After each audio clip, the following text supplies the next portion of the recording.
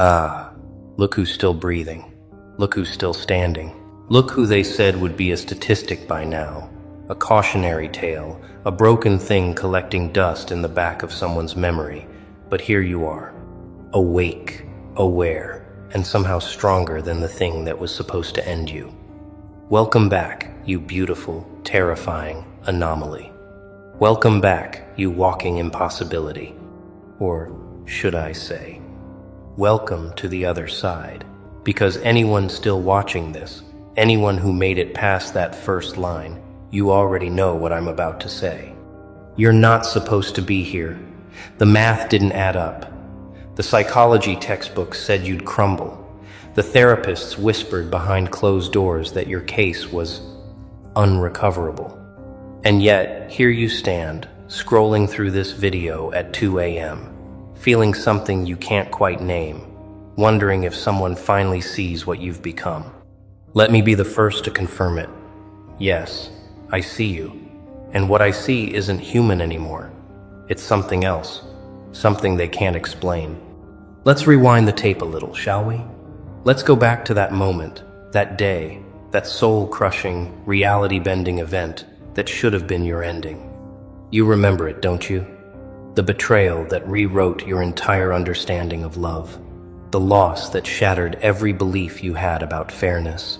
The abandonment that proved loyalty was just a word people threw around until it cost them something. The violence, the sickness, the collapse, the darkness so deep you couldn't even see your own hands in front of your face. That moment that was supposed to be the kill shot. The psychologists had a name for what you went through. They called it complex trauma, chronic stress disorder, PTSD, dissociation, emotional annihilation, total systemic collapse. They had graphs and charts and studies showing exactly what happens to the human brain under that level of pressure. Spoiler alert, it breaks, it fractures. It rewires itself into something unrecognizable, something that can't trust, can't love, can't function, can't survive.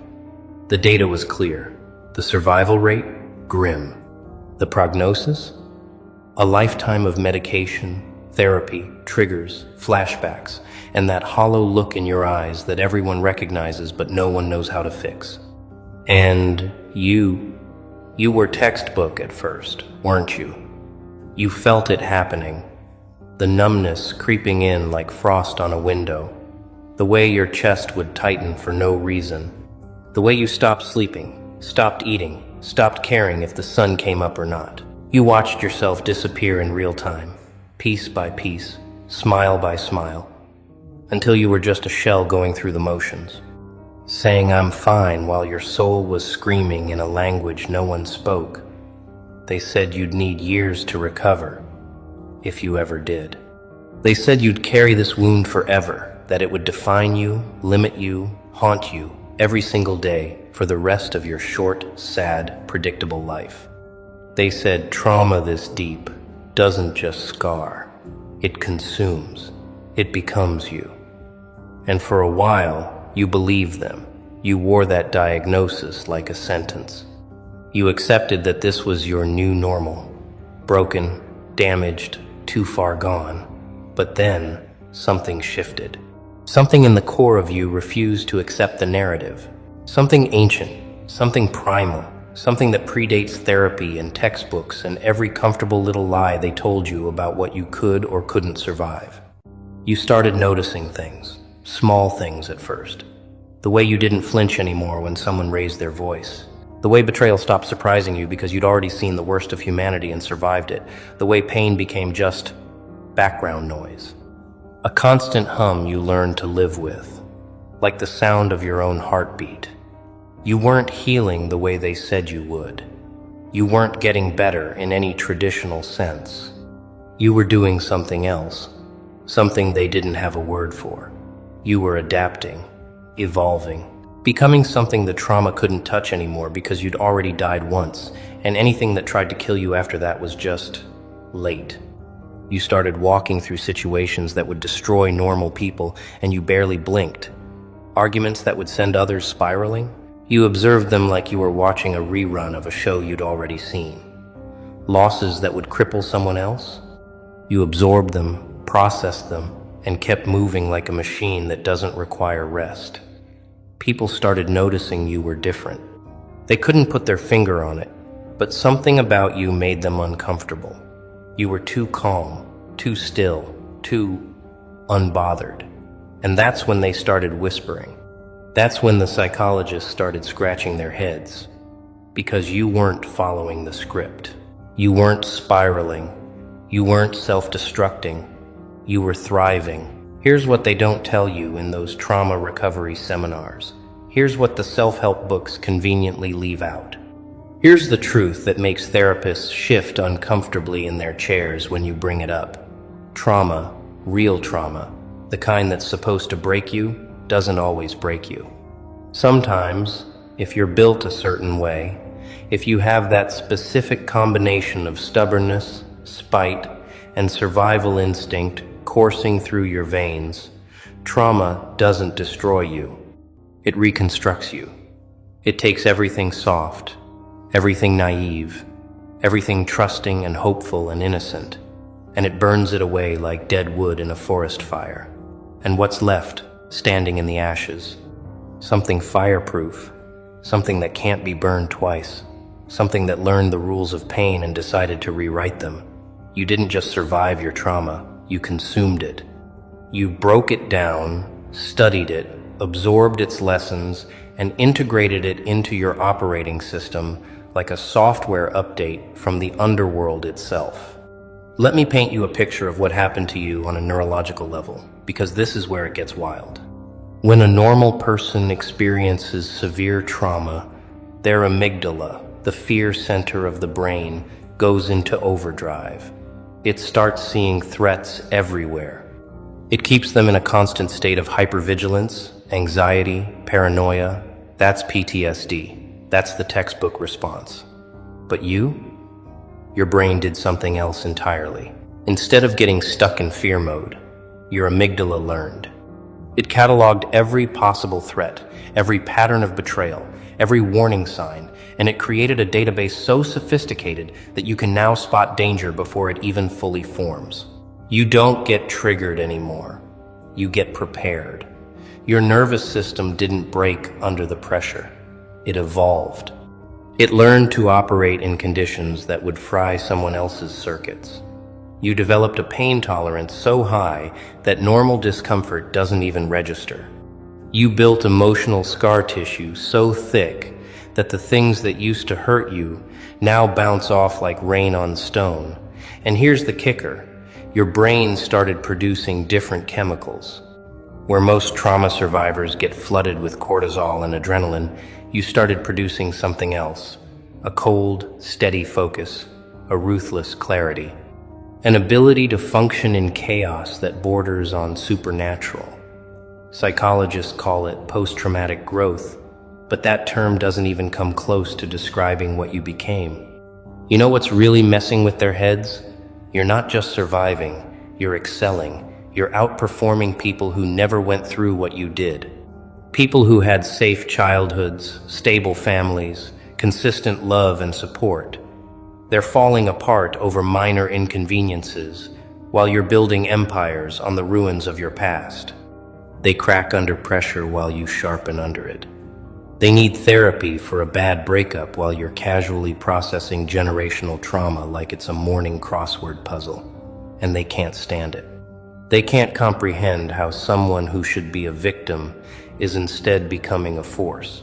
How someone who should be in a hospital bed is instead running laps around them. It breaks their entire understanding of how trauma works, how healing works, how human resilience works. Because in their world, trauma makes you weaker. In their world, pain is supposed to slow you down, make you dependent, keep you small and manageable and predictable. But you took that pain and turned it into fuel. You took that darkness and learned to see in it. You took everything that was meant to end you and used it as the foundation for something they never saw coming. You became immortal, not in the physical sense, but in every way that actually matters. Let's talk about what immortality actually means. Because we're not talking about living forever. We're talking about something far more terrifying. We're talking about becoming unkillable in the ways that matter, becoming immune to the psychological warfare that destroys normal people, becoming untouchable by the emotional weapons that used to bring you to your knees. You can't be gaslit anymore because you've already questioned every reality you thought was solid and rebuilt your truth from scratch. You can't be manipulated anymore because you've seen every trick, every tactic, every smooth-talking liar's playbook, and you're fluent in the language of deception now. You can't be abandoned anymore because you've already survived the worst abandonment imaginable and learned that you don't need anyone to complete you. You're complete. You're whole. You're a closed circuit that doesn't require external validation to function. That's immortality. That's the thing they can't kill. They can take your money, your relationships, your reputation, your sense of safety, and you'll just rebuild. They can isolate you, betray you, sabotage you, slander you, and you'll just adapt. You've already died in every way that matters. You've already walked through the valley of the shadow and realized it was just a valley, just geography, just another place you had to pass through to get to where you're going. And once you've died and come back, once you've touched that void and returned, nothing in this world can threaten you the same way again. You want to know why psychologists are baffled? It's because their models don't account for you. Their research is based on average people experiencing average trauma under average conditions. But you weren't average. Your trauma wasn't average. And the way you responded? That was so far outside the bell curve, it broke the chart. They study resilience, sure. They talk about people who bounce back, who heal, who overcome. But that's not what you did. You didn't bounce back. You didn't return to who you were before. That person died. They're gone. They're never coming back. And good riddance, because they were weak. They were naive. They believed in fairness and justice, and the idea that good people get rewarded and bad people get punished. That person wouldn't have survived what you survived, so you killed them, you let them die, and you built something new in their place. Something harder, something colder, something that doesn't hope, it calculates. Something that doesn't trust, it verifies. Something that doesn't love recklessly.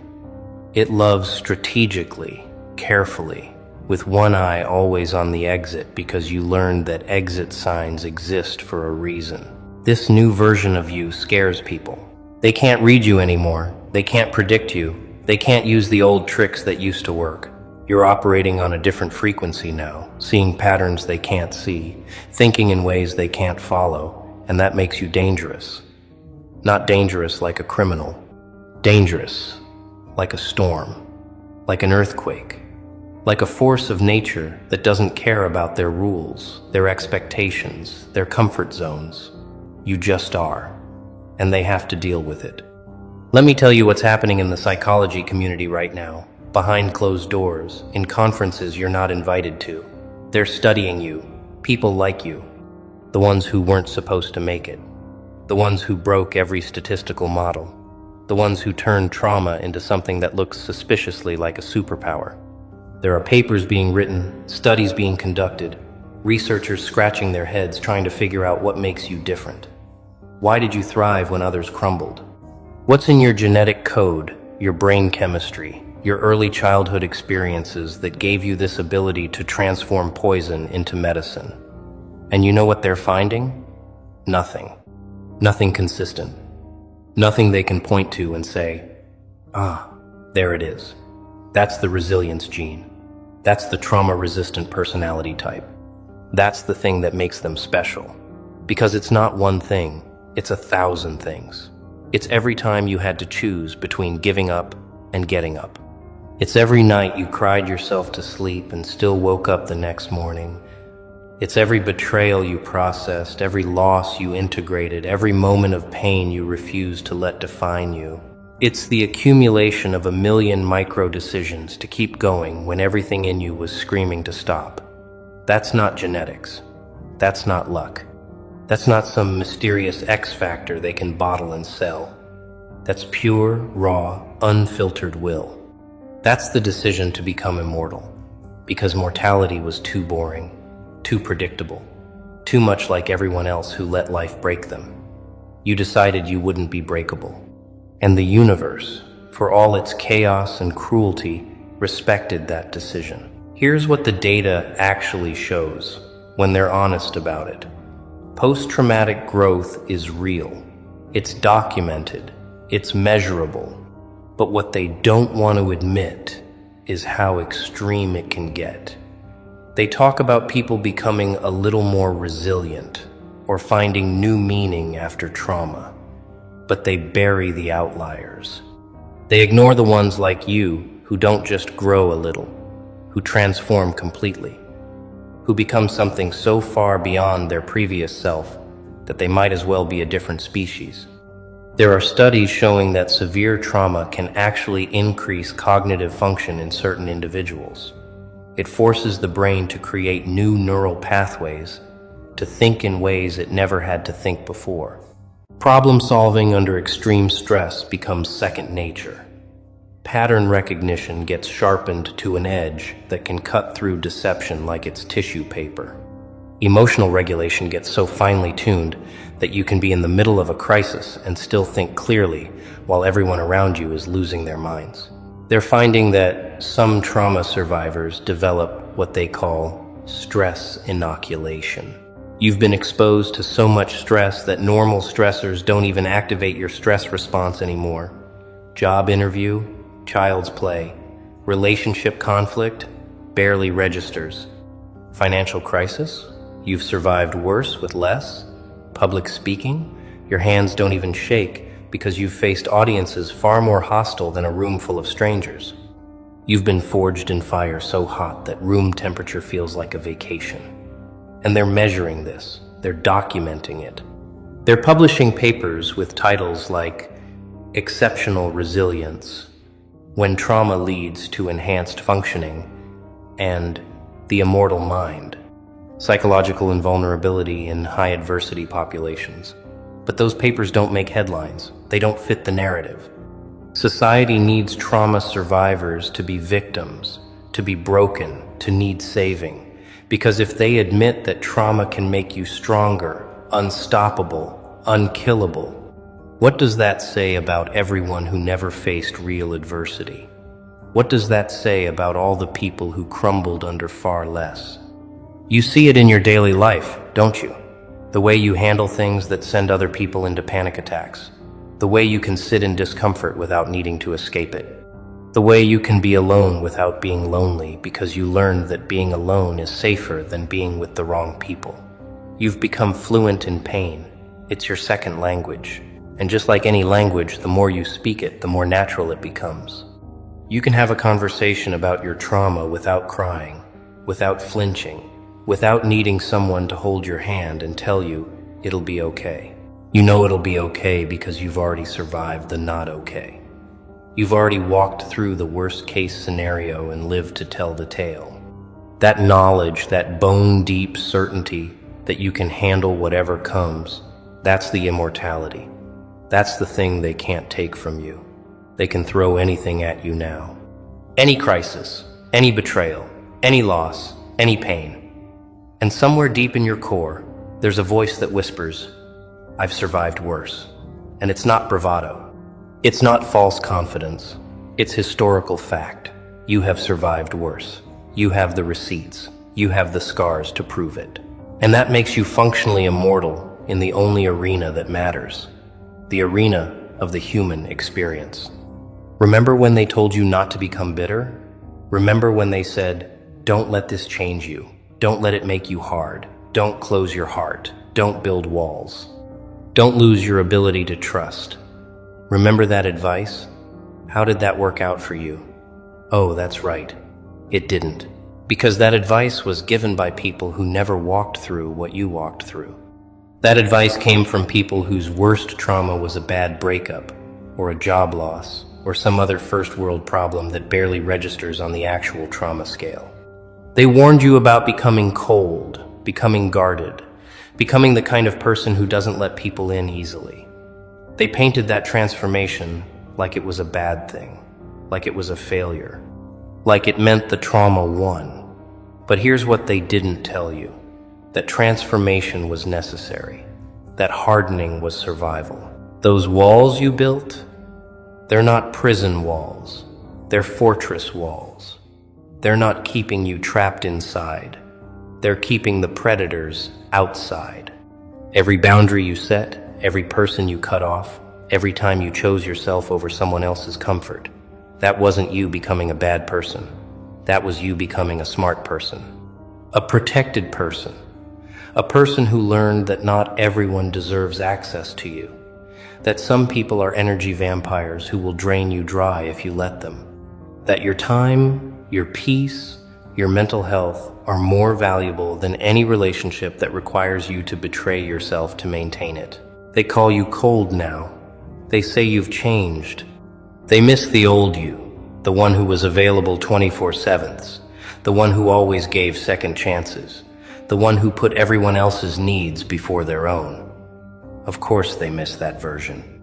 That version was easy to use. That version was convenient. That version didn't know their own worth.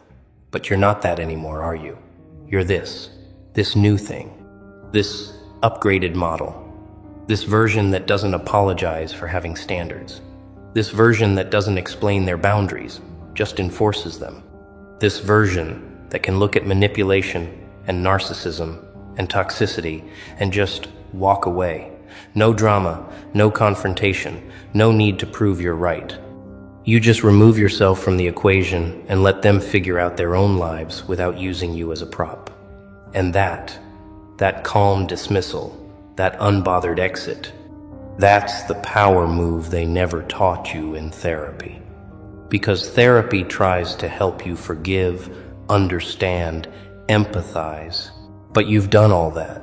You've forgiven people who never apologized. You've understood people who never tried to understand you. You've empathized with people who had zero empathy for you. And where did it get you? Used, drained, betrayed. So you stopped. You stopped giving out your energy like it was unlimited. You stopped treating your compassion like it was a renewable resource. You learned that you are, in fact, finite. Your patience has limits. Your forgiveness has conditions. Your love has requirements. And if people don't meet those requirements, they don't get access. Simple as that. No guilt, no second guessing, no, but what if they change? Because you've already seen what happens when you wait for people to change. They don't. They just get better at making excuses.